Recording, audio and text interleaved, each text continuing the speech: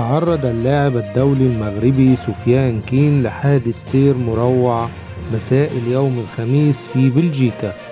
وفق ما ورد من مواقع إخبارية محلية.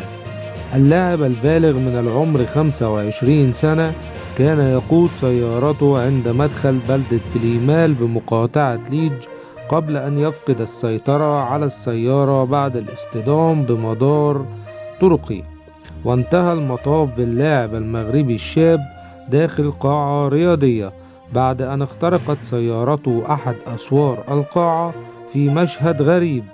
وتم نقل اللاعب إلى المستشفى بعد تعرضه لعدة إصابات حرجة، حيث يتواجد اللاعب حاليا بقسم العناية المركزة من أجل إسعافه، برجاء الدعاء له بالشفاء العاجل يا رب العالمين.